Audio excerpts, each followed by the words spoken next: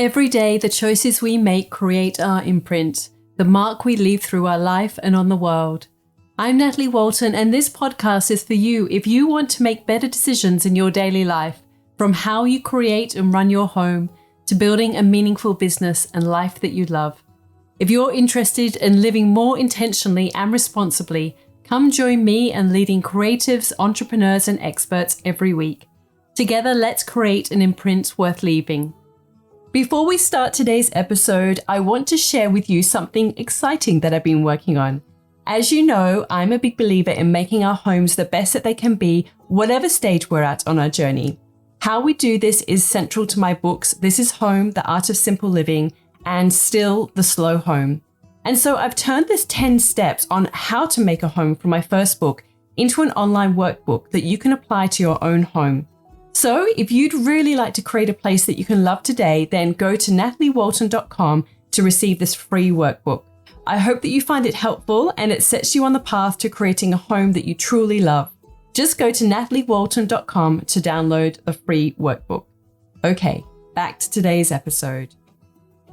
Hello everyone. This week I am featuring an interview with Dee Tang. Some of you may know her through her homewares brand Kawaiian Lion, which she sold about a year or so ago now. And it was really fascinating to hear about her journey. She has done lots of work in the styling arena as well as visual merchandising and has taken on many other creative projects. She also talks to us about not only her own creative journey, but being open to opportunities and really taking them to the next level. This discussion is also about navigating grief and the power of meditation to heal. And also we talk a lot about living in the moment. I think that you're going to get a lot out of today's conversation, and I hope that you enjoy it. Today, I am joined by Dee Tang, who I have kind of come to know through Instagram, which I think that's the way that many of us get to know people these days. And she lives in Fremantle in Western Australia. And I've seen various forms of her kind of creativity over the years. And I wanted to talk to her about it because she seems to just put her heart and soul into everything that she does, which really resonates with me. So we'll get straight into it. And I wanted to ask Dee about your childhood and if you were creative and kind of where you grew up as well, because I originally found you and you were living in Sydney. Now you're in Fremantle in Western Australia. So can you kind of give us a little bit of an insight into your journey to sort of before, becoming an adult, I guess? Sure. I actually grew up here in Western Australia. My parents are from Hong Kong. And my dad came out when he was 22, and it was one of those, immigrant stories of he was 21. He was 21. He had a suitcase and like $20, and he came out to Australia and he landed in Sydney, and he was in Surrey Hills for a while. And then he had some uncle who had a Chinese restaurant in Western Australia. So he came over here, and apparently he asked my mum to marry him, and she said no at first, but then obviously regretted it. And then she came after him. And so they settled here in Western Australia and had us 3 kids. That's cool. And that was in the mid-70s, yeah. And were you creative as a child? Yeah, so, from as long as I can remember, I always loved drawing. And I'd always just want to sit and draw. My parents are really busy with their restaurant. Like they opened it the year that I was born. So I had family friend who looked after me a lot. And then when I was at kindy, all I remember is wanting to paint and draw. And when I sat at was at my babysitter's house, I would always sit and draw as well. And I was left-handed, which is a really strange thing to be when you grow up with a Chinese family, because people use chopsticks. And so I was the only one who was using chopsticks with my left hand. So they almost say it's like you're the odd one out because you're literally bumping elbows with the other person whoever you sit next to. So it's almost like from the get-go, it was always pointed out to me that there was something different, that I was not really of the norm. If that makes sense. Yeah. Yeah, no, totally. Well, my son is left-handed. And the funny thing is, so we've got at the moment a couple of people working with us with our business Imprint House. And two of them are left-handed. Like we've got 3 people working and 2 are left-handed. So, but I don't know. I mean, there's people are always sort of trying to disprove or prove that left-handed means something or not something. I find it interesting because neither me nor my husband are left-handed and yet my son is. But right. It's just interesting how it happens. Well, particularly culturally with my family, like I think back in the day, like in Hong Kong, they would like force a left-hander to switch to the right hand, because everyone kind of needed to be the same. But I guess from the get-go, from my parents, they were like, oh, this child is, she's a little bit like literally left of center. Yeah. And so I always grew up thinking I was going to do something creative and do something in the arts. But then it was always discouraged. Like in my head, I knew that's what I needed and wanted to do. But on the exterior side of it, like with my family, they just never encouraged it. They always said, that's a hobby. You can do art or design or whatever as a hobby. That's a hobby thing. It's not, you can't get work like that and you can't get money, you can't get paid. And so it kind of, messes with you a bit because you're not encouraged to do what that was pretty much the only thing I felt like I was able to do as well, because I was crap at maths. I couldn't really do science. I was like, well, what else am I going to do with myself? Because I can't really do much else. And so I actually left Perth when I was 18 and I went away for a year and studied in Spain. Wow. That must have been interesting. It was amazing. I studied Spanish history and Spanish arts, and I like backpacked around Europe and then really indulged in the classics, like the in all the classical painters and all that kind of jazz.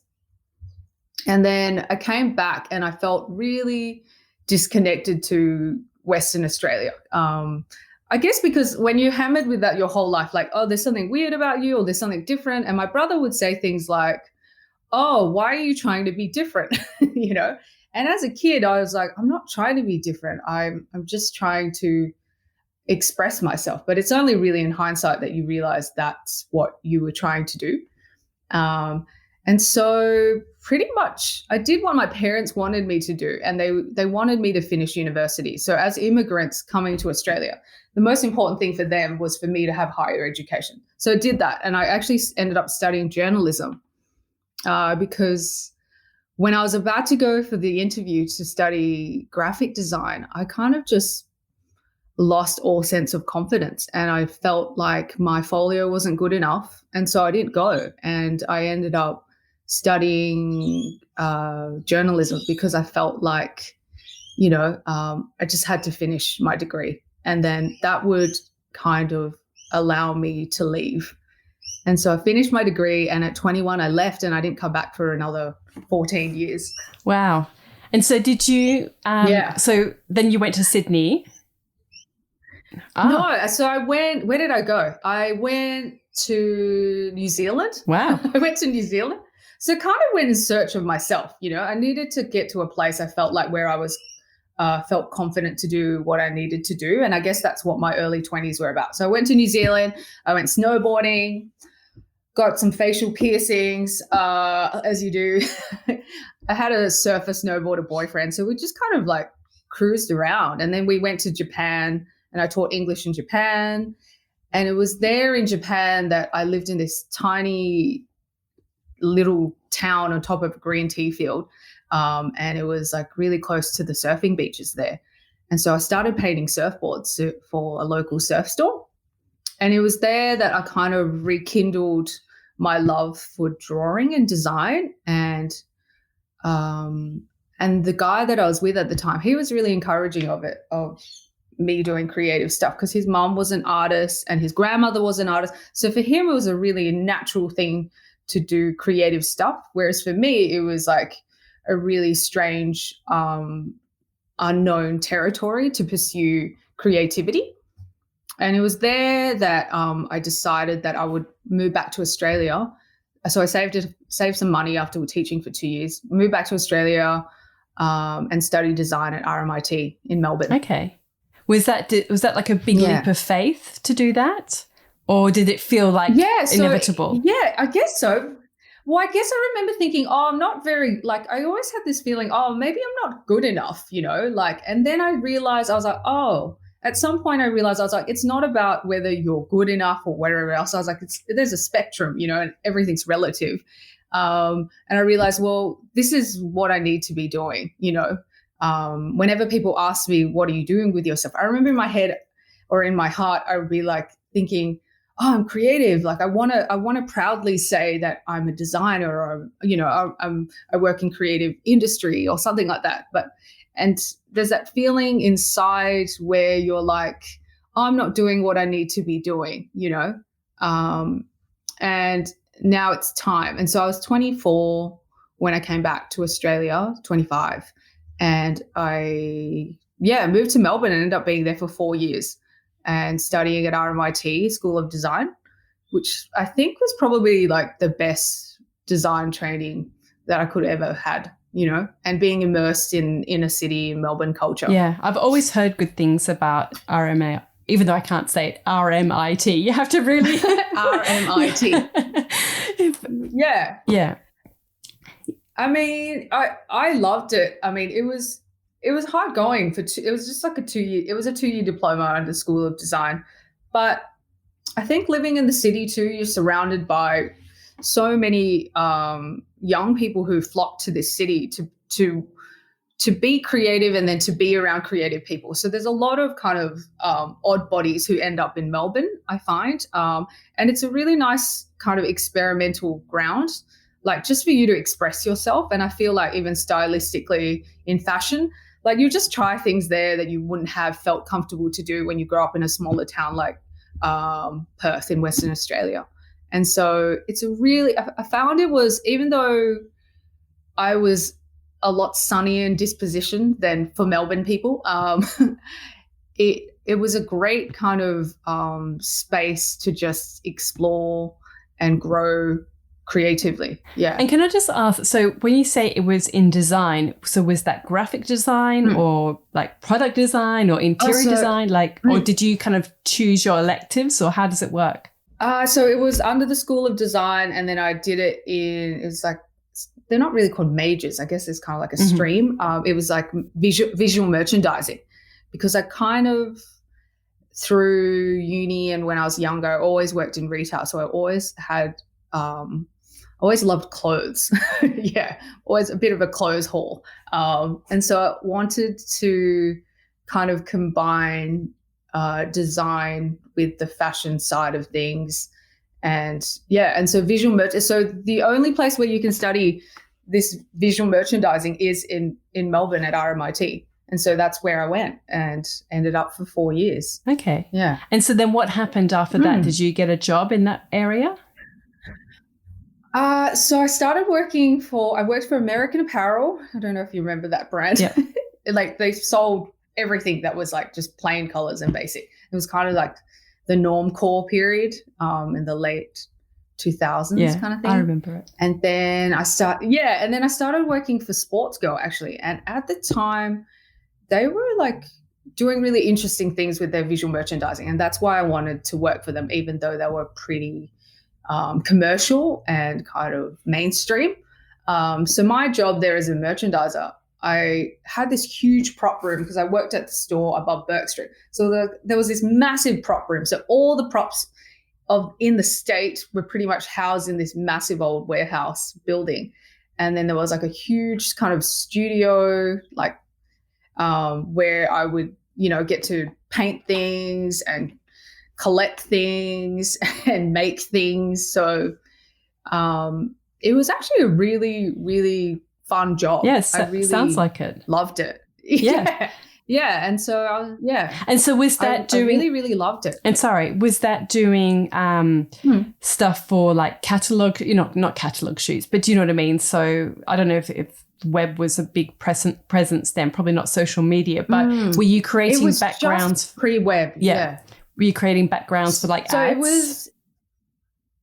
No, at that time when I was working for Sportsco, it was actually just setting up store displays. So it was kind of like when Windows were phasing out and people weren't really looking at old school Windows as much, but they were looking at in-store displays. And so Sportsco had a thing at the time because the head visual merchandiser was like this super creative woman.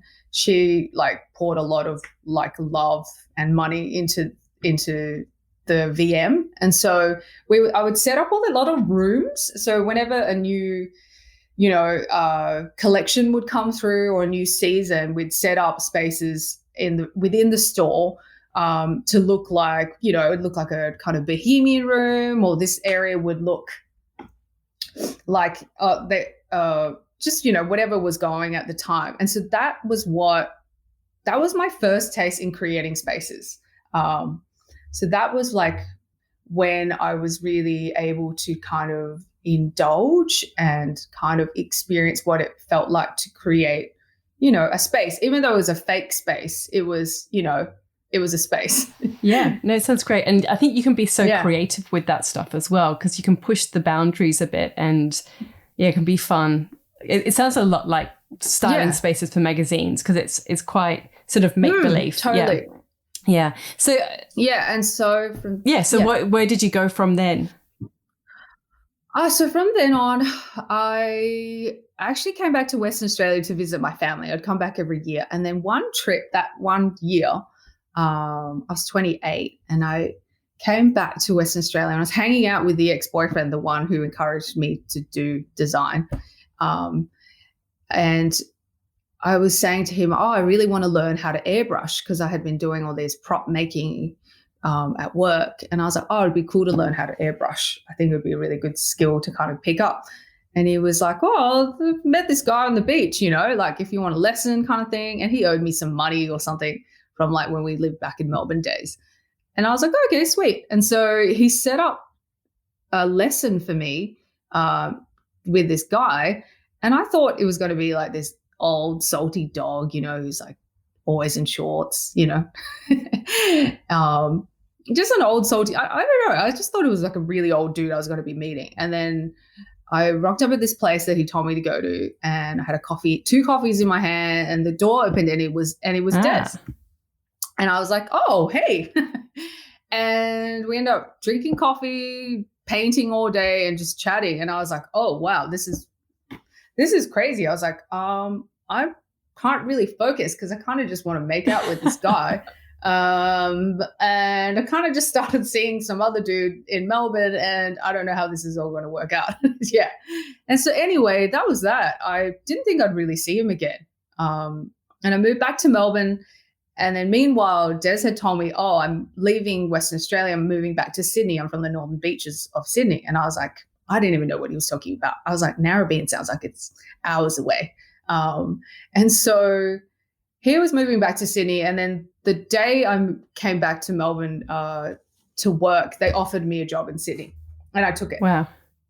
So that was that. I left for Sydney, and then Des and I guess we arrived around the same time. He was driving back in his truck, and I moved there. I moved like within the month, and we arrived at the same time, and we've been together ever since. Wow. Yeah. He was living in a warehouse in Manly. And then I ended up getting a job with One Teaspoon, actually. He was living in a warehouse in Manly, and the One Teaspoon head office was across the road from his warehouse. So oh my gosh. I used to go to work. It was meant to be. Yeah, totally. It's one of those things where it was like the synchronicity, and it was moving at such a rapid pace. It was like it was all amping up. And when I got to Sydney, it was like my life was on steroids. Yeah. And then that was the same time I had a friend who was working in the film kind of acting and, media industry. And she said, there's an audition coming up and they're looking for designers for this new TV show. And I was like, oh God. I was like, I'm extremely not interested. And she was like, look, just send some pictures in and see how it goes. And I was like, no, I'm really not keen. And she ended up taking some pictures for me of the work that I had done in some of these stores. We just opened a store in Surrey Hills and one in the city. And so she took some pictures and sent them in, And then next thing you know, I got asked to come in for an audition. And I remember looking around, and I looked around, and there were like what I deemed real designers. Like everyone had a mood board, mood board. There were like tiles, color palettes. And I just rocked up, and I was like, I was like, I was like, you know what? I'm just going to draw this, I was like, whatever they ask me, I'm just going to, draw it with a Posca on the board kind of deal. I was like, we'll just roll with it, and see how we go. And I kind of deliberately didn't want to put any effort in, because I kind of deliberately didn't want to be in the show. Right. But I went kind of slightly grudgingly. And so I walked into the audition, and they asked me to design. They're like, Dee, you've got two friends, and a guy and a girl, and like they have really opposing, tastes. What are you going to do, and what are you going to design for them? Like, she's a bit conservative, he's a bit, cool. And what are you going to do? And I was like, oh, well. And so I think I just turned around, there was like a board, and I picked up a pen, and I was like, oh, okay, well, maybe we'll just like design like a half pipe, and, we'll tap into his kind of surfiness and his skate vibes. And we'll build a half pipe, but we'll also just make it really low key. We'll paint things white. We might even add some florals in, so it kind of takes in, her more kind of conservative kind of, vibe. And I don't know. I just kind of just made things up as I went, and I could tell as I was talking and drawing, they were like all nodding their head at me, and I was like, oh no, they really like me. I was like, oh no, they're gonna ask me to come back. And they did, right? And at the time I was working for One Teaspoon. So obviously the uniform for One Teaspoon are these extremely short shorts, like, like the shortest of the shorts, like they're like denim panties, like now that I'm looking back, And so I'm wearing these like ridiculously short shorts and like a Hawaiian silk shirt or something, like that. And I was just like, and at the time, I was just kind of so immersed in the industry, like I didn't think anything of it, And so they asked me back, and then I actually said no. I was like, I'm not really interested, And then they asked me back again, and then somehow or something just like, I don't know, something just clicked in my head where I thought, you know what, you're 29 years old, like this is your like the last of your 20s, and you've just moved to Sydney, you've just met the love of your life, you just had your dream job, and now you're being asked to go on TV. Like, don't you think this is just going to be an interesting experience? And I remember maybe that was my higher self already talking to me, even though I wasn't as aware of my higher self then. And so I kind of had these words with myself, and I ended up saying yes and going on this reality TV show. That's so funny. Do you know, and as you're speaking as well, you wouldn't know this, but around the time before One Teaspoon did their Surrey Hills store, I actually had a meeting with Jamie to do some of their stores. So it's just funny, like it just didn't end up eventuating, but it's just so funny how small the world is sometimes. And it's almost like that sort of sliding door moment, it's... That's really interesting. Oh my goodness. I just got goosebumps from hearing that. So funny. The world is so very, very small sometimes.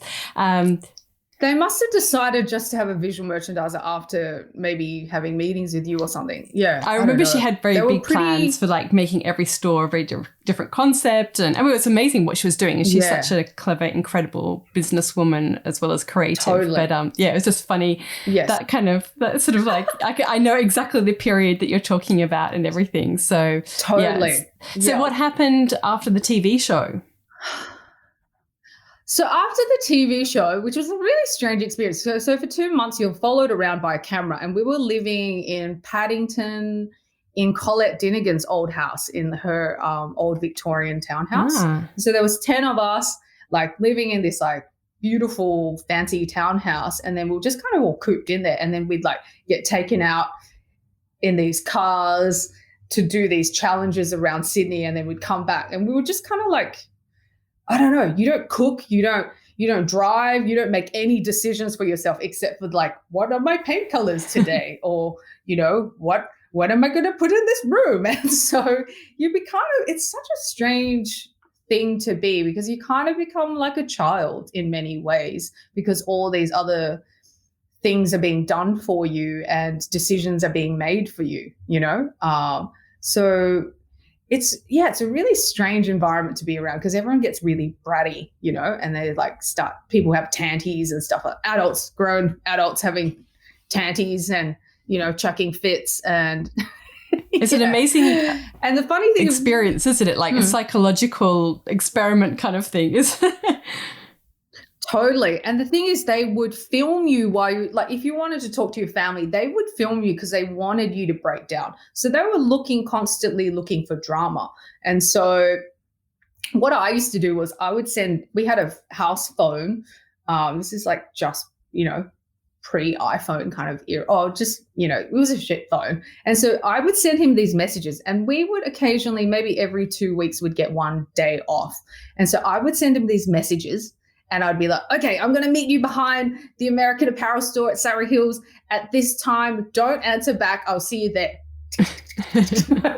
And then I'd erase this message, and then everyone would be like, oh, what are you doing today? I'd be like, oh, I'm going to the art gallery, and then I'd like run off to the marked spot, and like, and Des would be there, pick me up, and then we'd go home. Like, we were living in the Northern Beaches, and I'd go for a swim, and I'd just hang out and just chill, Yeah. And then he'd drop me back off at the end of the day, like prison visitations kind of thing. And then I'd like trundle back to the house, And everyone would be like, yeah, how have you been? I'd be like, oh, just cruising around the city, yeah. With wet hair. So, yeah, totally. But the thing is, they didn't want you to fraternize with anyone outside, because they thought you were going to get new ideas or something, or I don't know, be inspired by something else, and it wasn't coming from you. So it was actually a really funny experience, and strange, because they also were always trying to tap into drama. And at that time, I guess they thought that with TV, just a show purely about design wasn't going to work. And I think they thought that wasn't going to be interesting enough, especially for a commercial network. And so they constantly tried to find ways to break us up as a group, because we all got along really well. We actually became like a family, and we all actually, genuinely enjoyed being around each other. And so because there was no drama, they thought that potentially that this was going to be a really uninteresting show, which is a shame. Yeah, it's so fascinating. So, yeah, what did happen then after that? So once it wrapped up, did your life change, or did you get other opportunities? Oh, so I had the producer come up to me, because I ended up leaving the show because I thought it sucked pretty much. So I asked her to leave the show. And then when I left the show, the producer pulled me aside, and she was like, look, Dee, she's like, within a year, she's like, I don't want you to be doing what you used to be doing. I don't want you to be a visual merchandiser, and I don't want you to be working in that industry, and you are not going to be, in a job and blah, blah, blah, blah. She's like, you need to promise me this, and then you're not going to be going back to what you used to do. And I was just kind of like, oh, okay. Yeah. She was really firm with me, kind of, like just looking out for me like a mum. Yeah. It was kind of cute now when I think back. Yeah. And so it came out, and I was like, okay, I'm going to try not do what I'm going to do, even though that's all I know how to do, and I'd never worked for myself before. But luckily, with Des, he'd been freelancing as an artist, and he'd been working for himself for a long time. And so he was really encouraging of me kind of just flying free. And so I started freelancing as a stylist, which I'm sure you're familiar with. And so I was like, oh, so how do I get work, and how do I get paid and still live in Sydney? How do I manage this? So how did you do it? Yeah. Well, luckily, just at that time, we got an offer to live behind a nursery and the back of North Narrabeen. And our friends had this nursery, and behind the nursery was pretty much like this dump. It was like a container which had a extension put on it. And he was like, oh, that's free if you guys want to move in. And he was offering it to us to live in that space for $150 a week, which in Sydney is like, $2 a week, which is like peanuts.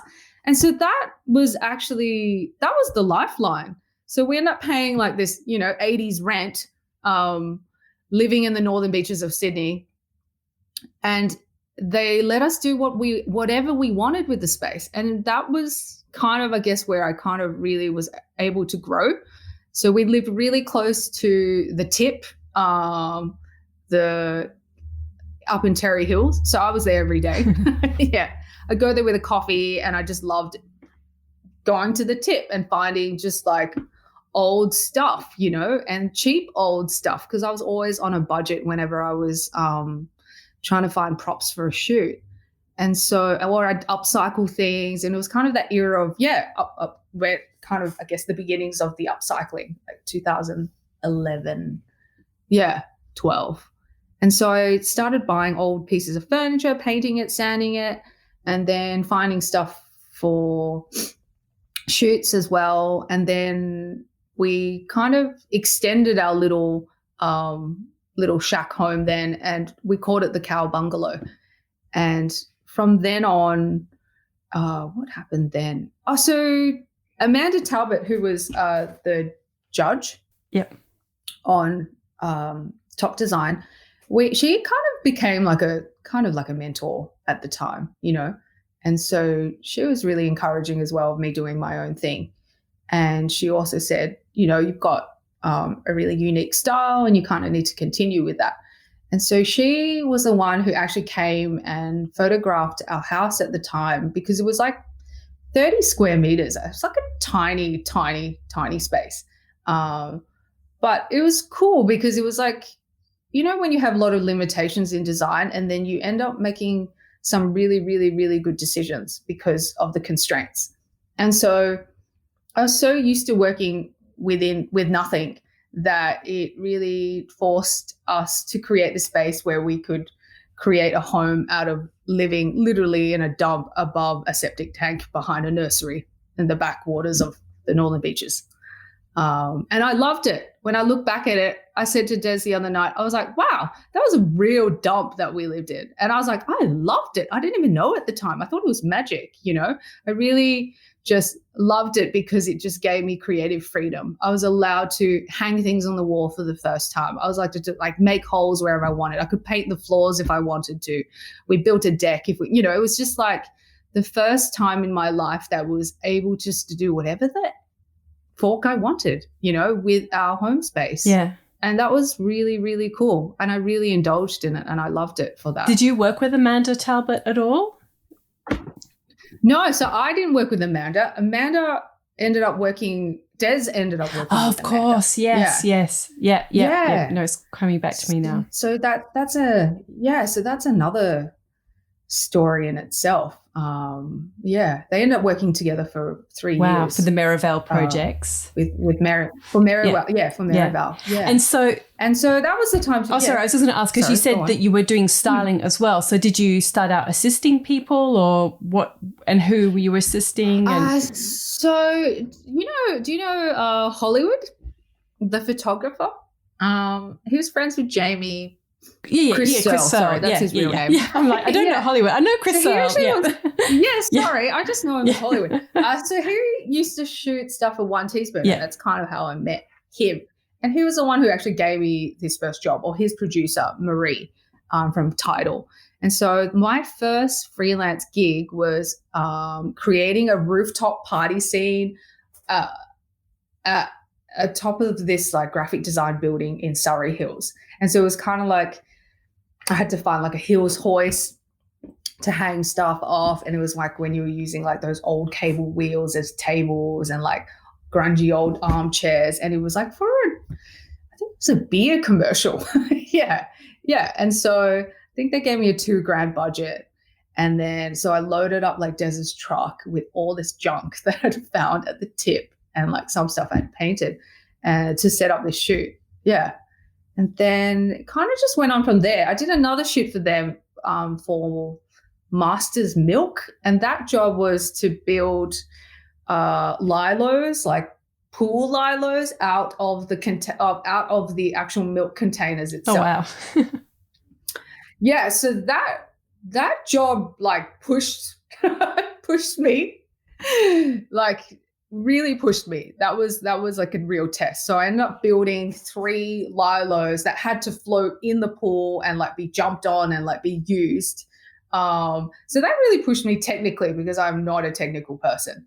So I would remember being in my mate's warehouse, like clamping these like milk cartons together, and I had like 50 boxes of milk cartons around me so I could like create these lilos. And then what I ended up doing was, I was thought from like a design perspective, I would make these look really pretty by doing kind of Missoni kind of style. So I would do, a row of pink and then the row of green and then the row of yellow, and then kind of, do like nice stripes. And then each lilo had its own kind of pattern stripe vibe going on. I get it. I get what you were trying to achieve. And so was it mainly commercial styling that you were doing then for like TVCs and that type of thing? Yeah, so for ads. And so, I mean, I guess in Sydney, that was all that I knew, and at that age, like, to do. I didn't really know anyone who was starting out yet. It's kind of like that I could help. And so at that time, I was just doing commercial work. And it was also at this time that another girl that I knew from One Teaspoon and we both fell pregnant at the same time that year. And she was looking to do something outside of fashion, and I wanted to do something where I was like, I'm starting to like, decorate or renovate and like thinking about my home space. And I was like, I'm not finding any kind of homewares that I really like or tap into or feel like I could even afford or, would buy even if I could afford it. And so it was from there, I think we were doing a Narrabeen boot sale, and it was from the magic of the market that we ended up having this conversation where she was like, well, why don't we design a small range? And then that's how Kawaiian Lion was born. Okay, I didn't realize it was in conjunction with someone else, or did you end up doing it by yourself? Yeah. So Laura and I did the first 2 seasons together. She has a brand now named King Asilla now. Oh, yes. It's a fashion label. So she was the head designer at One Teaspoon. I was the visual merchandiser. We never got to really work together while we were at work, but we always got along and always liked to see what the other person was doing, because it was kind of like she was at the beginning of the process and I was at the end of the process when it came to a garment. And so it was really cool to combine our powers together, I guess you could say. And then she was really great with details. And she actually taught me how to design and how to do a spec sheet and, how to measure things and really tap into the details. And then I guess I was more concerned with the story and the branding and the overall look and feel of the brand. Yeah. I'm always interested about when people decide to have their own brand, because I've got my own business, Imprint House, and there's this I guess this point where you have to decide, are you going to source things from other people, or are you going to create something from scratch? And obviously when you create something from scratch, then there's a lot of unknowns in terms of, you don't know about the quality of the product. You've got to go through sample stage. There's a huge investment in that initial stage before you even get a product. And then it's not even tested in the marketplace. So why did you decide to go down that path? Was it like a creative itch that you had to scratch, or why did you want to design your own products? So because we were living in that old shack behind the nursery, I was like, I don't see anything that I like. And I was like, also, I really loved the airbrush designs and that old school 70s nostalgic kind of surf era. And I was like, none of that kind of stuff I'm not seeing any of that around. I'd really like to bring it back and kind of like bring it back for a modern audience, because that was what I always loved. As soon as I had this picture from when I lived in Japan, and it was like Gemma Ward in a shoot during the early 2000s, I think it was, maybe 2006 or something. And it was like in a Vogue magazine. And little did I know, this picture that I pulled out and that I had in like my scrapbook or journal that I had kept for years was actually a picture taken at like Mona Vale, which is just down the road. and all these nostalgic surf iconography, like, like the old airbrush esky, the airbrush boards, all the rattan cane stuff before that got really big. And I was like, wow, like, what is this? I'm really, really drawn to this. I really love this vibe, and I feel like there needs to be more of this. I really do. And so with Laura, I wouldn't have done it without Laura, because she was already a fully fledged designer. For her, the sampling process and production and all that stuff, she had that under her belt. So with her, I was able to manage this. And we were really lucky that we already had a maker that we knew, and she was able to just produce the samples for us. And she let us produce 10 pieces of the 10 designs that we made in our first range in her sample room. Yeah. And so when did you launch it, and how long, because you sold it in 2019. So how long did you have it, the business? So I guess the beginnings of it, the conversation we had was end of 2012. And then we found out we were both pregnant in 2013. And we both had our first baby girls, like just as we launched our first season. And it's funny because we sent out so, and this is back in the day before everyone was selling on the internet. Like the selling style was still, you go to a showroom, you see the product, and then, you place an order with your buyer and you buy it, blah, blah, blah. And so we sent out all these invites, and I think we had like 2 replies. Oh. 2 replies. And one was Jai, actually, from, Byron. What did he have at the time? Yeah. Byron Jungle Jai. Trader, was it? Yes. Did he call it Jungle Trader? Yes, yeah. That's right. Ahoy Trader. Yes, Ahoy Trader. Ahoy Trader. And then another shop in Cronulla called Charbella Bubs. Oh, yeah, I know that one. And so we had 2 people. Yeah, and so we had 2 people who were interested. But that was all we needed, That was all we needed for us to be able to, like, cool, we've got to place an order. Yeah. This is, like, really exciting. Yeah.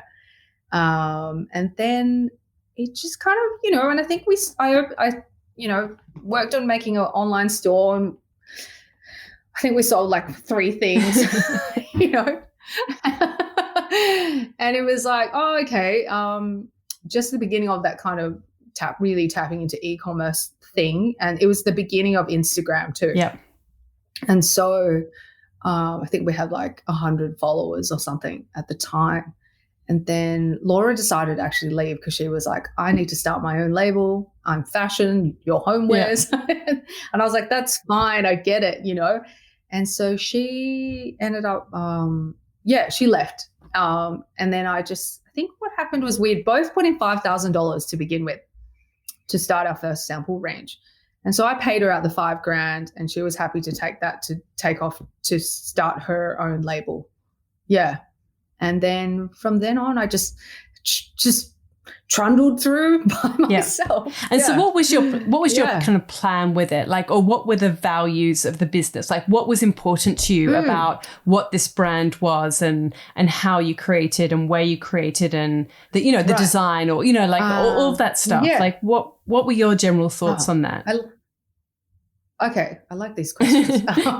So for me now, in hindsight, looking back, I was really, really, really story driven. I was designing things that I wanted to have in my space, but it needed to be a part of this story. And the whole story of Kawaiian Lion was, there was this lion that stole away on this ship, and the ship sailed off and landed on the island of Kauai. And then the lion, emerges from this ship, like kind of bewildered by the beauty of this island of Kauai, and it's like seeing things for the first time. So the whole brand and then each range kind of had to like tap back into that story of seeing, these beautiful coastal scenes and sunsets and the ocean, for the first time. Can I just I just interrupt and ask, why Kauai? Yeah, of course. Why Kauai? Is there some connection with that? So my middle name is Kawai, Kawai. Kawai. Yeah. So my middle name is Kawai. Right. And then which is actually Chinese, but it's also Hawaiian. And then I'm not sure. It didn't make sense to me why I was so obsessed with this idea of it. And then when Kawa was born so the Kawai came from my middle name, and the Li Lion came from Laura's surname, Laura Lyles. So we kind of combined little elements of our names into the Kawaiian Lion. Right. Yeah. Okay. And I guess because I had grown up in Western Australia and the whole kind of, 60s, 70s tiki vibe, it wasn't really present here. So when I got to the Northern Beaches, I loved that there were remnants of that that subculture was very present, and you go to these old shacks and everyone just have shells and, worn out cane furniture before everyone started importing it again. And I just loved it. I really I don't know, it was like this yearning in my heart as if I had seen it before, I had felt it before, but not in this lifetime. And it was like this kind of calling or feeling, really nostalgic feeling, and potentially from a past life, I feel, now looking back at it. Yeah. And so, sorry, I interrupted because you were sort of saying about like every collection. Did you design collections? Like, so every year a different collection? Yes.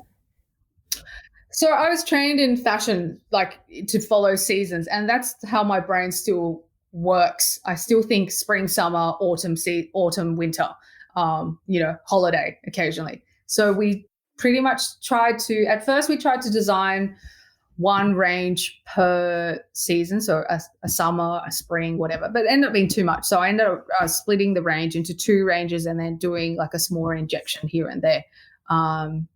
So I do autumn, winter, and then spring, summer, and then there would be maybe like a holiday edit or something like that. Yeah. And so, so obviously it grew over time. I think that's how I kind of initially found you, was through Kawaiian Lion. And I remember vaguely, I'm sure if I look up again images of the bungalow, the Kawa bungalow, whatever you call it, I'm sure that will kind of come to me as well.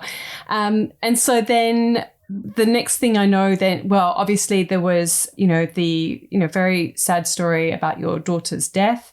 And then you guys moved to Western Australia. Was that kind of all interconnected and then sort of selling Kawaiian Lion? What sort of happened over that period? I guess I had Kawaiian for been doing it for 5 years, and it grew really steadily. And it was kind of growing at a pace that I could manage on my own. And then I had freelancers helping me out with like graphics and, stuff like that. And so we decided to move back to Western Australia. Was that 2017? It came out quite suddenly. It wasn't planned. I wanted to live in Newport forever. I loved the Northern Beaches. And Des grew up in Warriewood and he loved the Northern Beaches, but he kind of knew that we were never going to be able to manage to buy a house there. And that was the reality of it. And it's only now in hindsight that I realize that area was, it's a really wealthy area. It's quite exclusive and it's really wealthy. And I guess, again, I didn't really notice. I just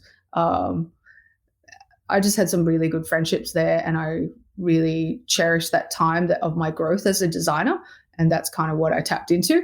And then Des kind of was a bit more practical, and he was like, we probably need to move back to Western Australia, and that's where your parents are and they're going to help us, whereas his parents had moved away to the country. And so we didn't really have any family support around. And so I said, look, I'll only move back to Western Australia if we find a house in Fremantle. It's got a studio and it's like really old, like awesome old. And so we just had a look on the internet, and then next thing you know, this house popped up and it was like Art Deco, beautiful ornate ceilings, a massive, massive studio at the back. It was used as a glass studio. And aside from the studio, there was another little abode, which is the one that I'm sitting in right now, which we call the shack. And just a huge block, like a 1,000 square meter block. And just 5 minutes out of Freo. And then as soon as I saw it, I was like, oh, okay, that's our house. I was like, I'm going to fly back and have a look at it like next week. And so I did.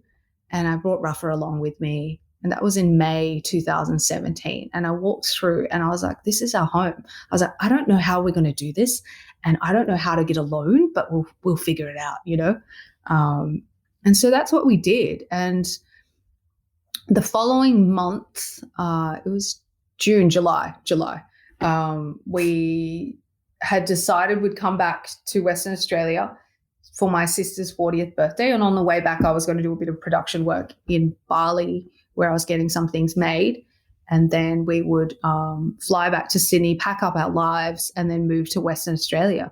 And it was in that trip that we lost Kawa. And we ended up coming back to Western Australia, flying her out from Bali. And we spent the last week of her kind of, I guess, I mean, I feel like she had left the minute that we found her in Bali, that she had already gone. But we flew her back to Perth, and her physical body was still alive. And we spent a week with her here before we went back to Sydney, and then spent 2 weeks there, I think, packing up our lives and then moving into this house. Yeah. Gosh, I can't even, I mean, you know, all of that as a mother, but then like to also be moving and going through all of that. Yeah. It was pretty wild. It's a little bit like this large parts of it I actually can't really remember because it was such a kind of foggy, out of body experience. And then, you know, it's like I recently sent this story that I wrote for Lunch Lady to a new friend here to read, because she told me about how she had lost her brother when he was a baby and she was the big sister, and how her mum really suffered and turned to drinking. And so I was like, oh, well, you might find this interesting to read. And if your mum's open to it, maybe you could get her to read it. And so I sent it to her, and I ended up reading it again. And I was like, it was like almost like it's been 3.5 years. And it was almost like I had an almost observant point of view of that person that I was in that really intense period of grief. And I was crying not as myself, but as a person looking back at that person that I was in that moment in time. Yeah. I mean, I remember all of that happening, and just, sorry, I'm not even the mother, and it makes me emotional. Yeah. I was just so amazed at how you really, just how you went through that whole process, and that you kind of stayed, I mean, obviously I don't know you personally, but you sort of seemed to stay so positive about it, like, in the sense that, like you say, some people could easily just completely fall apart, or go to drinking, or just, become a shell, or, do you know what I mean? Like, and, I was really, impressed is the wrong word, but do you know what I mean? Like, I just really admired that, how you both sort of respected her life, and I remember that this going out for the surf paddle, and all those things, they just were so beautiful. And you know what's wild? It's like I would never have imagined that the most beautiful morning of my life would be saying goodbye to my baby girl.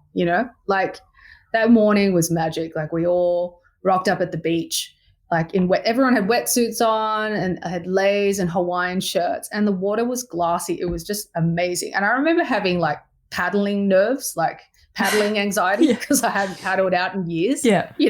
And then I looked around and I was like, oh my God, there's all these dudes who look like they've just pulled their wetsuit and it's crunchy, out of their shed, and they've got their board from the 90s and 2000s. I was like, everyone's just showed up. They don't, like, it doesn't matter, like we're all kind of here just to honor her. Like, how cool is this? This is like the coolest thing I've ever experienced. And then as we paddled out, I was just like, this is the most beautiful moment I've ever experienced. And it was like, we all paddled out. There were like flowers, and the water was just like magic, like just like droplets of water, everyone. And then, behind us, apparently there was like a whale breach that morning. It was just like, and it it was just magic. And I remember feeling so euphoric, as if we had really done her justice and in saying goodbye in the most beautiful way possible, because that's what she embodied in her life. Yeah.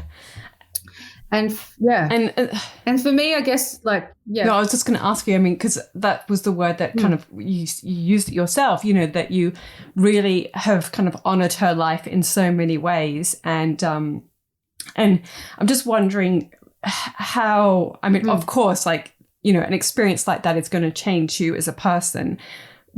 Totally, yes. Like, what have been some of the big things that you've learned about either yourself or life or, you know, whatever? What has that taught you, that whole experience? So after she passed, it was like I knew immediately that I would have to let go of Kawaiian Lion.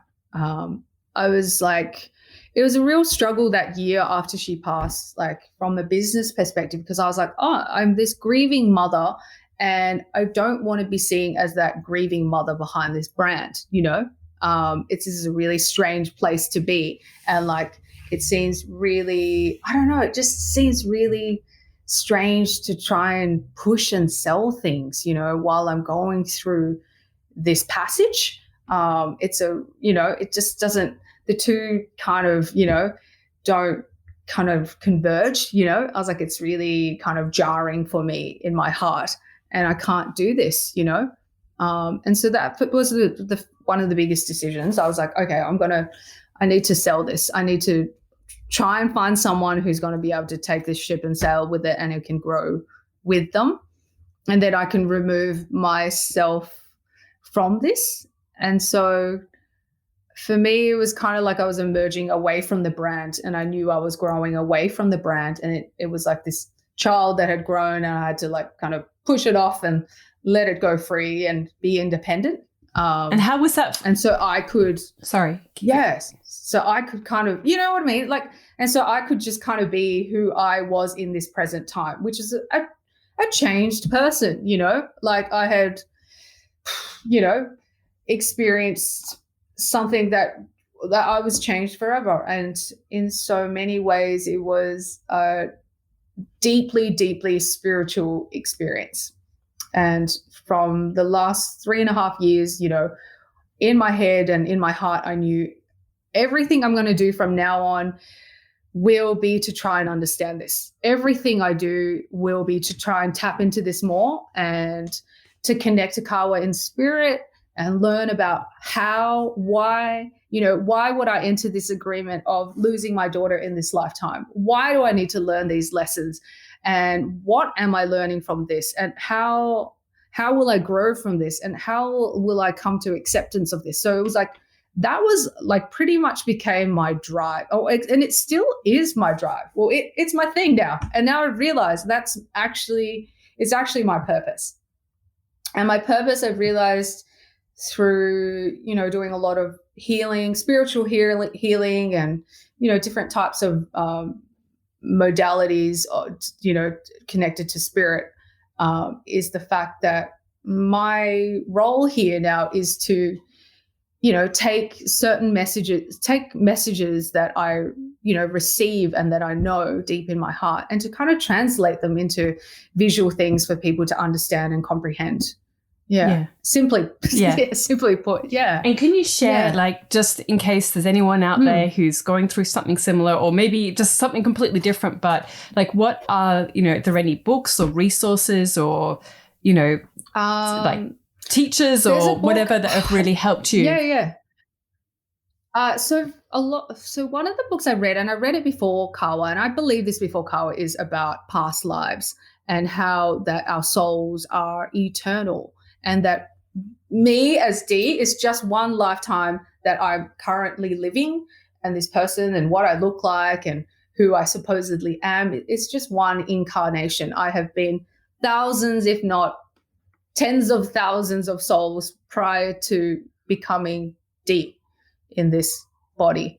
And I believe that Kawa and I have been together numerous times, and I have experienced it through hypnosis and through my meditation, that I have truly felt that in my heart, that we have had lives together before and that we will live and be together again. And because I understand and feel and know that in my heart, that's everything, that gets me through, so to speak.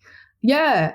Knowing that we are always connected, that it's not the end. And I think for a lot of people, if you don't believe in reincarnation, if you don't believe that our souls are eternal, then you just think that's the end. And you're like, oh, I'll never see them again, or I won't experience them. Like, this is it, but it isn't it, and I really feel that. And one of the books that I've read, I can't even remember his name right now that's it. Brian Weiss.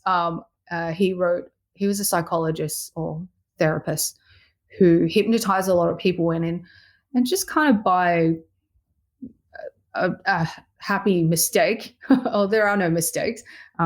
He hypnotized one patient and she ended up, instead of tapping into her childhood, she tapped into her past life. And from then on, he started using regression therapy and found that a lot of the issues or, anxiety or any kind of, relationship problems or issues we have in our current life is actually stems back to past lives. And that in resolving and coming to peace with your past lives, how it can help you in your current life. Yeah, so interesting. And you mentioned meditation as well. Was that something that you did before, Kawa passed, or is this? No, I started it when I was pregnant with her. So it was kind of like, little did I know, like, I guess with her coming into me as a soul and coming into my body, that just this, it was a real huge shift for me in consciousness. And so I started meditating while I was pregnant with her. And I actually went and did like a Buddhist meditation retreat with her when I was 8 months pregnant. Right. And so she was born with me meditating, and I used to try and wake up really early in the morning and like sneak out of the bedroom. She would sleep in our bed, and I'd sneak out of the bedroom and like sit in the front room and meditate. And so many times she would catch me out, and she ended up sitting with me, in the dark, and just like sit quietly with me, which is really cool. Yeah. Because that's how I feel now when I meditate, that she is still sitting with me. Yeah, that's beautiful. And so how long then did it take you before you were able to start, I guess, engaging in, work or creativity or, whatever it is, like that's now been part of your journey, more present journey, current journey? You know what? I think we took it took us maybe a month. We moved in and I said I was shutting down the website, but pretty much I got back into it immediately. And it was really helpful. I found maybe because we do creative work. My husband is an artist. And so he was painting our house, which he said was probably the most, kind of good mundane task, painting. Because it was like it took just enough of his attention, but then he was still able to be in this kind of heavy grieving, but it was like he was, he's so accustomed to painting that it was like, okay, just painting the house was just enough work for him to manage and get through at that point in time. And then it was at that point in time that he actually started meditating too. And I don't think we'd be where we are now without it. Because it wasn't just about meditating and, trying to just chill out. For us, it was like meditating was like just even giving a really devoted time and space to grieving. And so when you're in that heavy grief, like it sometimes builds up because you don't have the immediate outlet for it. And so sitting in stillness really allowed those waves of grief and just like really intense sobbing and crying and just like these almost guttural noises come out of you, because it's so deep and it's so heavy. And for that to just kind of roll out of you, it's like this inertia, like it was like it really needed to be let out. And we just cried. And I listened to this podcast recently about this guy whose mum is dying, and he's interviewing her. And he's like, what do I do, when I'm sad? And she's like, you just cry, baby. I was like, that's it. That's it. You just cry and you give yourself space to cry. And if you need to fucking cry like on the hour, every hour, then do it, and just let it be. And don't be ashamed of it. Just like realize that those tears, you're honoring that person who has passed, because it's just love. Yeah. Simply put, yeah. And so can I just ask you about, so with meditation, like, is there a particular practice that you do? Like, is it, there's so many different types of meditation, and like, can you just share a little bit, like, do you do the 20 minutes thing, or what is it? You know what? I get asked this a lot as well. And again, just the way I meditate is similar to the way I do most things. Just kind of off the cuff again. I did go to a Buddhist retreat in the beginning to just kind of, that gave me my ability to just sit and know that was kind of know what I was doing, kind of, the first stages of it. But then for me, what I like to do is I just sit in a space that I really enjoy sitting in quiet. And I put on what my husband calls really sad music. So I like music with minor chords. And I find the minor chords just tap me into that space really quickly. It literally strikes a chord with me, these minor chords. And it taps me into this space. And I just kind of focus on breathing. I don't really have a method. I just kind of breathe and allow these thoughts to come and go. And then I find if you do it quite often, it doesn't take, it's just like anything. I find you practice piano, you practice running, what have you. If you do it often enough, you become better at it, right? And so you just have to do it all the time. And then it's like you can just sit and you breathe, and then next thing you know, you're like, feel much better, or you're receiving, everyone has their own experience. Some people receive colors, some people receive messages, they channel information. For me, if I'm having an issue, like a relationship issue, or I'm trying to understand someone, or for example, when I saw Kawaiian Lion, I was really scared because I'm terrible with dealing with money and negotiation and that business side of things. I've just never had that kind of fire or lion in me. And so the meditation helped me a lot, because I would ask kind of spirit to give me courage to get through that passage. Yeah, because I was really scared, I was really scared to ask for money, so the money which I thought it was worth. And I was really scared about having to stand up for myself when they tried to, get a better price for it, and standing my ground. And so I remember sitting down to meditate one morning, and Kawa kind of, her little face appeared. She's like, Mama, you can do it, you can do it. And she had that fire in her,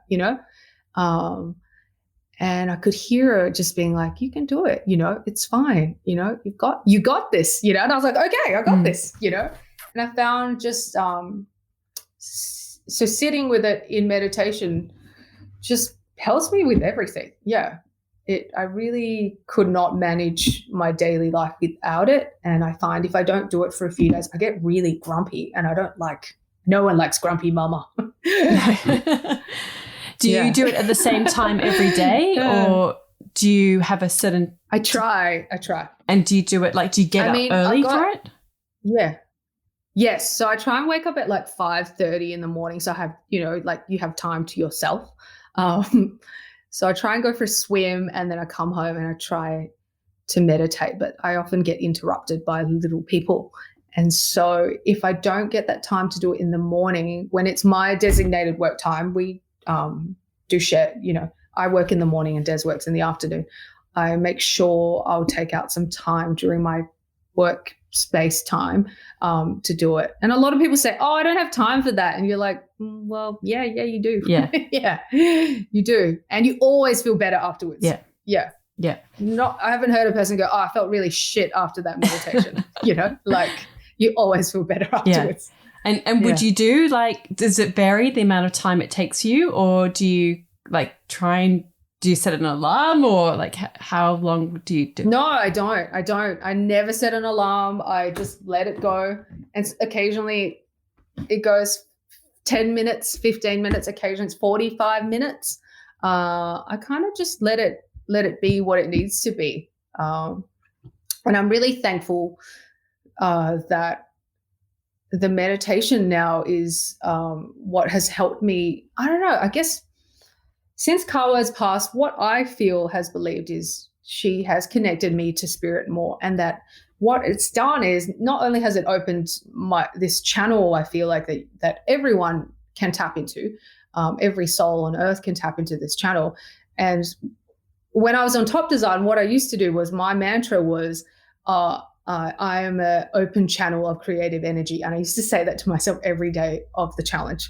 I am an open channel of creative energy. And so what's happened, I feel like in her passing and me tapping into grief and suffering, is that this channel is really wide open for me now. And I'm really, really thankful for it. That is the gift I have received.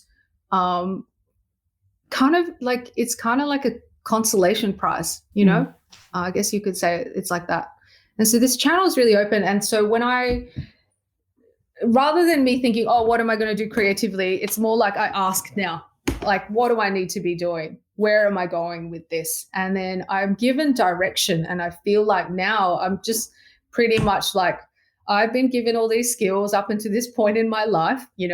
I'm 39 years old. And so up until now, I can draw, I can write. And so I have, done all this training so that now I can receive these messages and create things. Yeah.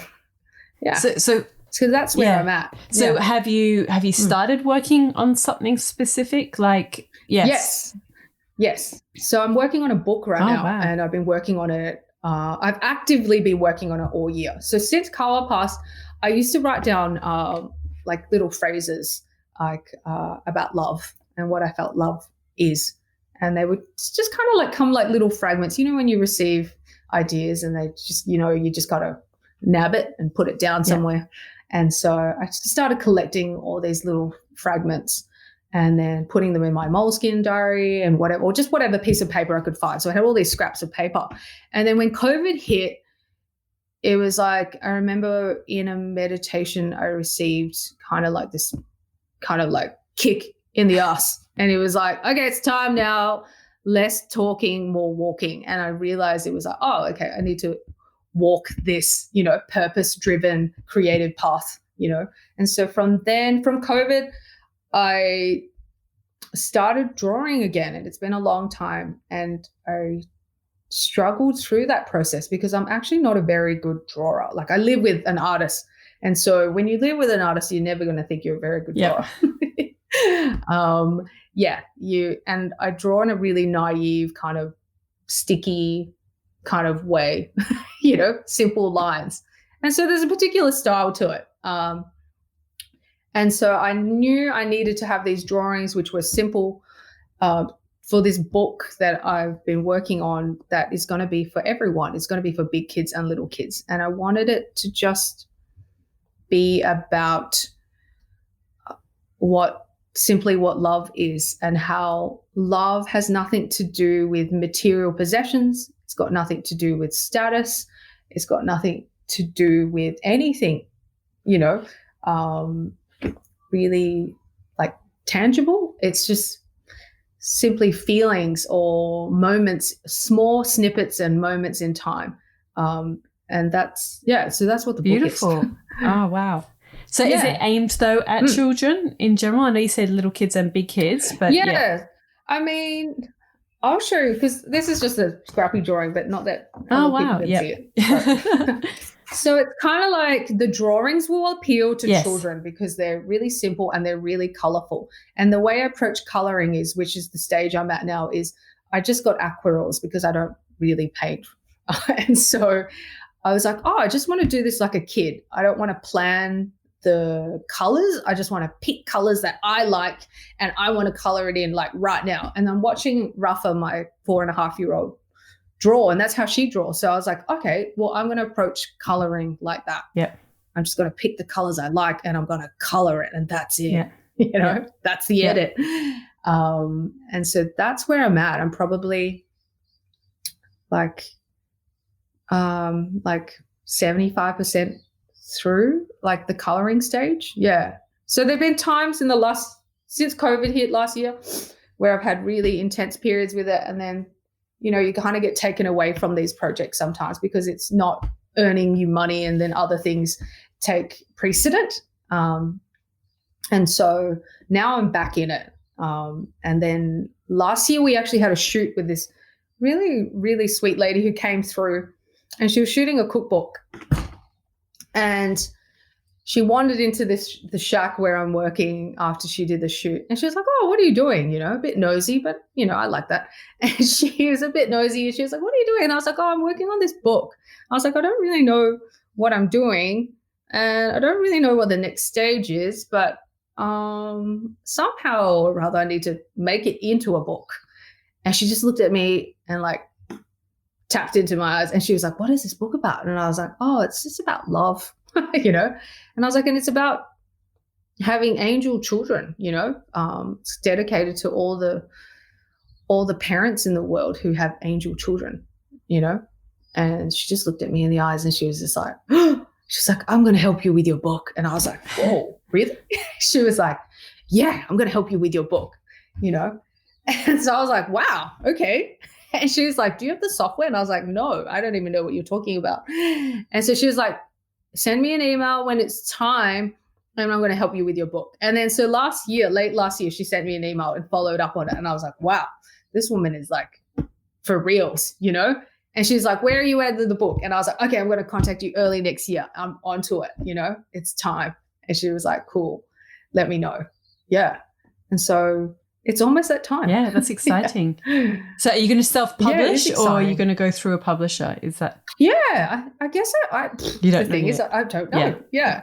I've kind of just allowed this one to just be.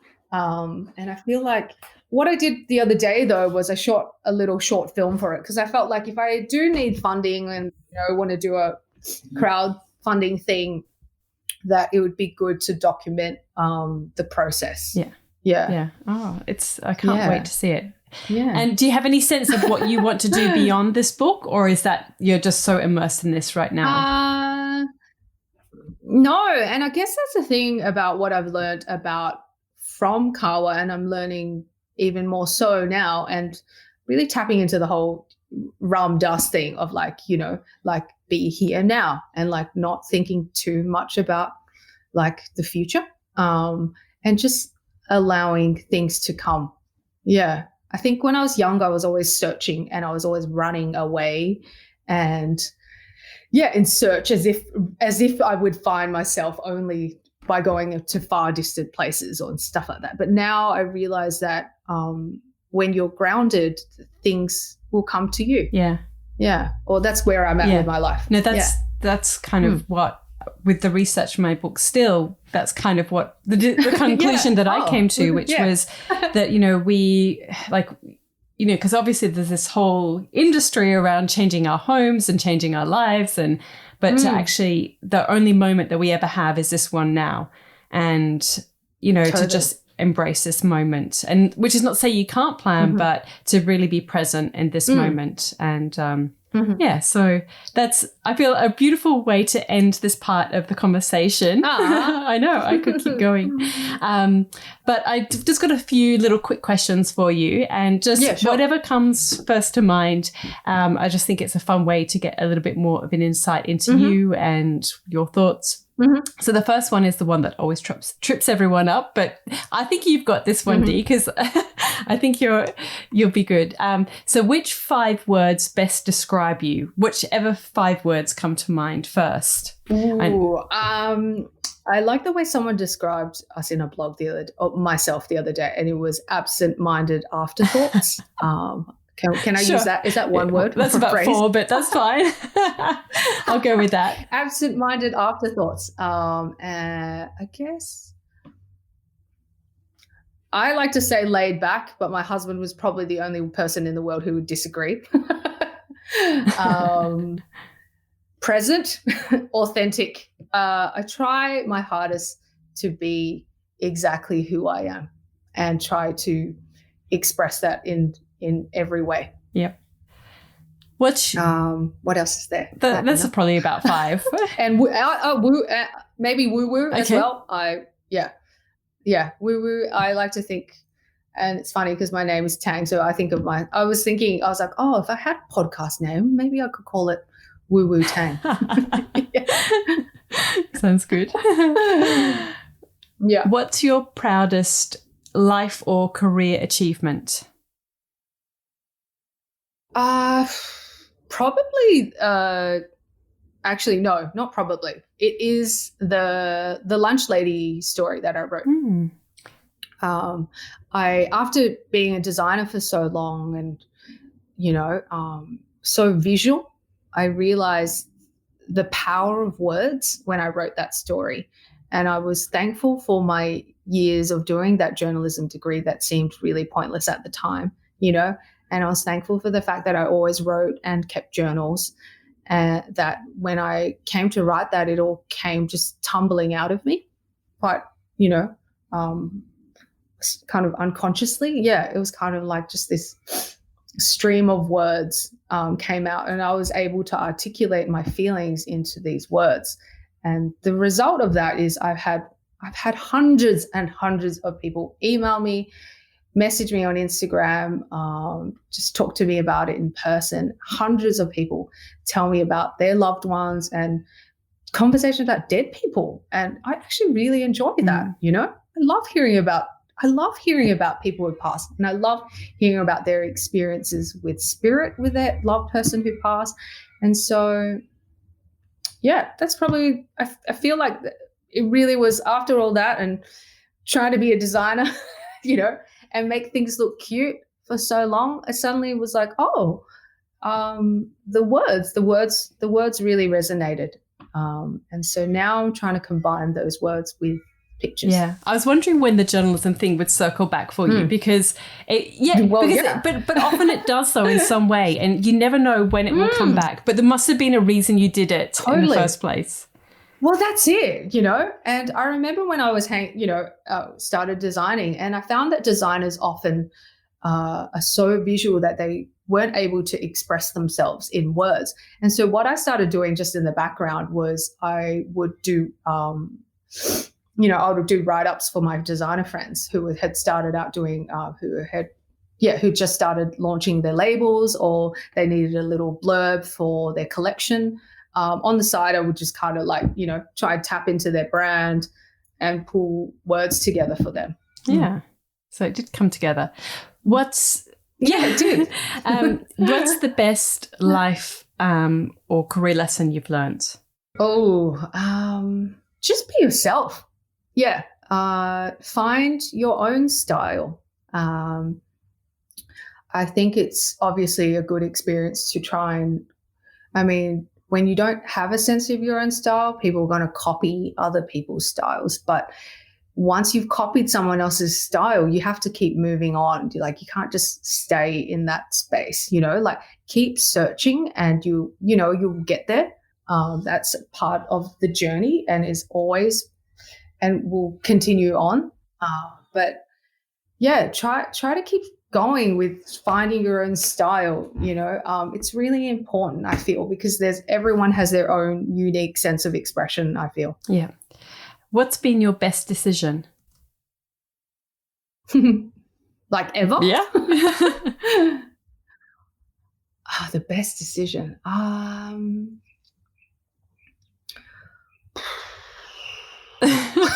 Or one of them? You know what? To have children, I think. I never thought I'd have children. I wasn't one of those girls who grew up thinking, oh, I'm going to get married and have babies. Like, I never thought I'd have children, let alone have 3, you know. I used to think people who had more than 1 or 2 was just crazy, right? Yeah. You know, and I never, ever, ever thought I would end up having 3 babies. Like, seriously, still spins me out. Yeah. Yeah. I know, as a mother of 4, I completely get it. And I wasn't a particularly, like, I was never one of those people that, to me, I was always about a career. Like, I just always wanted to have, like, create a life that I loved. Yeah. That was always my thing. And it didn't necessarily it wasn't about children, you know. So they've kind of an added bonus. And you have 4, don't you? Which is wild. It actually, no one believes you, but it actually gets easier the more you have, because they just entertain each other. Oh, it's so funny. Yeah, it's so funny. It's like, it's weird. I found that once you've had 3 children, like the step from 2 to 3, suddenly people go, whoa, you've had 3 kids, you know? Yeah. And then I guess for you, it's like when you say 4, they're like, oh. Yeah. You know? Yeah. Jaw drop. Yeah. To me, in many ways, 1 was the hardest, because it was like you're their everything. You have to, you know, play with the trains and the cars and the whatever it is, and all that stuff. Whereas when they've got siblings, you know, they've kind of got this inbuilt entertainment system, you know, with all their siblings, which is lovely. Who inspires you? Currently, like, I'm reading the Ram Dass book, Be Here Now. And so I guess people or souls like that, they I find really inspiring. Just people who've spent their life kind of searching for, you know, some sense of meaning or their purpose. And they're always continually, and like you can see, I mean, obviously he's passed into spirit now, but you can see his whole life was just about trying to find what it is that he was meant to be doing, you know? And I really respect that when I can see someone, even if you're making shitty decisions or, you know, bad paintings, whatever, you know, what is bad. It's just like you just people who really try to search, you know, and they don't get weighed down by society, and they don't, you know, get too wrapped up in being comfortable. You know, it's nice to have a comfortable home and have, you know, comfortable things, but just not being the main focus of it all. Yeah. I guess just anyone really who I meet in my daily life who's, continuing that search. Yeah. No, I'm definitely going to get this book by his, that's for sure. What are you passionate about? Yeah. Sorry, passionate what am I about? Passionate. I'm really passionate about, this is going to sound really weird, but people really tapping into their dark side and suffering. This is going to sound really strange for some people, which I guess is like a really Buddhist thing when like people talk about suffering and allowing yourself to suffer, because it is in that dark tunnel I find that you do realize there is a light at the end of the tunnel. You know, it's like if you're going through some kind of hardship, if someone's died, if you've got some sense of disease, like I truly feel like you had chosen that path, you know, which is difficult for some people to swallow.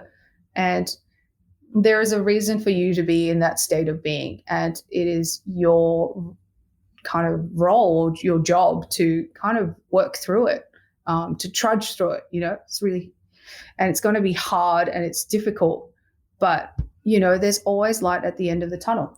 Yeah. I remember being in the hospital with, you know, when Kawa, and we didn't know what had happened to her, and we didn't realize that her brain had lost all function, and we didn't know. But I probably had some of the best laughs of my life in the waiting room with some of my closest friends who'd flown from all around the country to hang out with us in this dingy, you know, waiting room with bad coffee out of styrofoam cups, you know. It's just some of the best laughs. Yeah. I think they got all our names mixed up in the media because we were like in the news every day when Kawa was passing, and they called me Dee Tang. So like we'd write all our media names on our styrofoam cups with the bad coffee. That's so funny. Yeah. No, I think it's important, like what you were saying before as well, about people talking about death, and in our culture in general, we don't talk about death or sadness, or, you know, we always have to put on a shiny, happy face. And totally. So it's interesting kind of to think of it that way. Yeah, and I find that once you talk about it, like when I meet people now, people, you know, often when you have children, people will go, "Oh, how many kids have you got?" And I'm like, "Well, I have had 3, but my firstborn has passed." And as soon as you say this, it's just like people are like blown away. They're just like, "Blah." And then what happens is, what's really cool is that it just kind of like removes any layers or any, you know, kind of, you know, if they were pretending to be anything, it just kind of like pulverizes all of it. And then people start talking to me and telling me about their husband, their sister, their wife, their previous girlfriend. And then people start crying, you know, and I've had hundreds of conversations now with strangers, and we're like, you know, they're crying, I'm crying, and it's fine, you know, and you hold that space for them, you know? Yeah. And I find that now, after what I've gone through, that I'm able to hold that space, you know, and it's really therapeutic and cathartic, and it's actually really sweet, and I think it's cute, you know? I've had a lot of grown old dudes just kind of like going, "Oh God," and like they can't even help themselves, like tears just start rolling down their faces. And I'm like, you know, that's fine, you know, and I get to a point now, sometimes they're the one crying and I'm the one consoling them about my suffering, you know? Yeah. Amazing. What dream do you still want to fulfill? You know what? I just want to see my babies. I want to see my babies grow up, you know? Yeah. I don't get to see Kawa grow up. I don't get to see her as a 7.5-year-old. And I don't get to see a picture of the 3 of them together ever, you know? And so my dream is just to see them grow and thrive, you know? But then on the other hand, I'm also reading the Ram Dass book, and it talks about, you know, just like desire. And so I realize now, me wanting them to grow up and for me to, you know, pass before them is another desire. And so that's, I guess, something I'm still working on, and I'm not quite there yet, or wanting to let that go. Yeah. Well, my next question is, what are you reading? But you've said that, but maybe are there any other books that you're reading at the moment? I've got like a stack of books next to my bed, and like I've got a 1-year-old. So I feel like when like he's not as into me, I'll be able to read them. Yeah. But currently he's just like, I am his everything. And so maybe when he's a little bit more, I don't know, give it another year or 2 and I'll be able to finish these books. Yeah. No, I completely get it.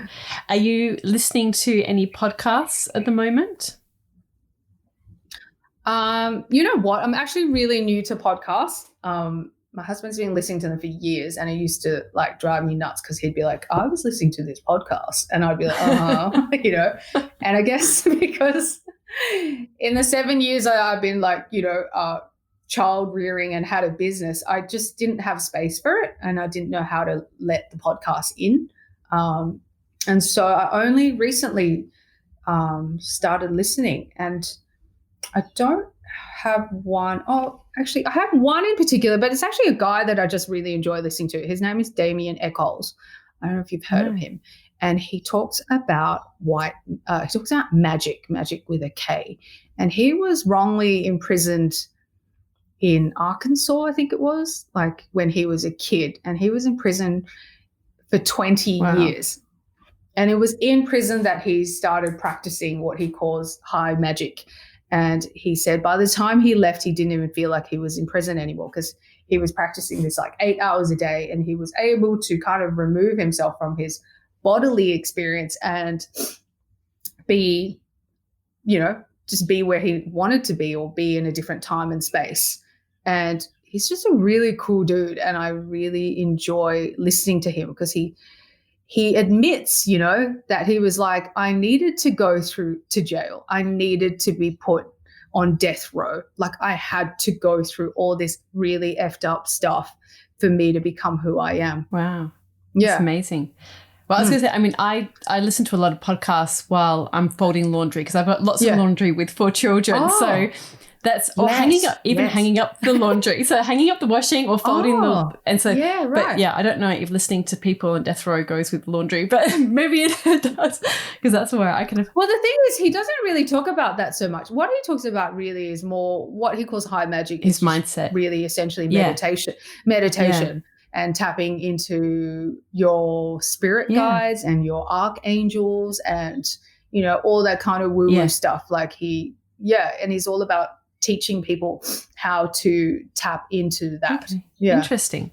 Well, we will put links to all of these in the show notes at the end. And finally, what piece of advice would you give to your younger self? Ooh.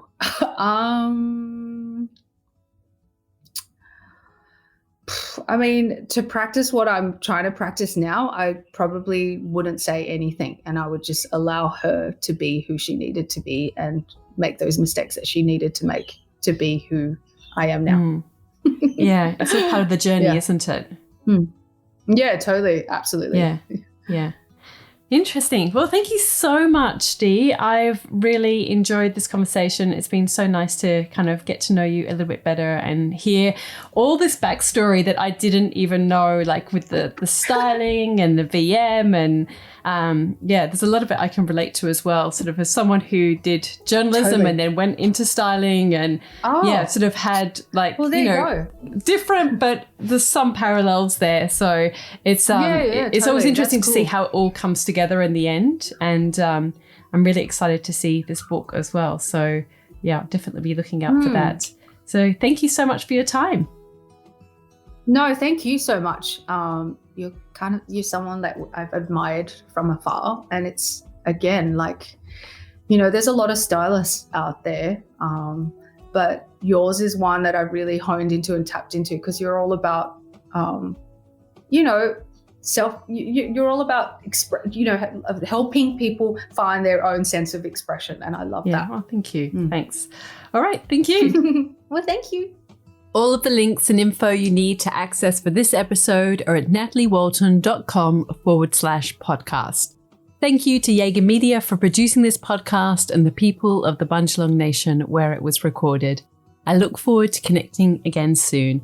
I'm Natalie Walton, and you've been listening to Imprint.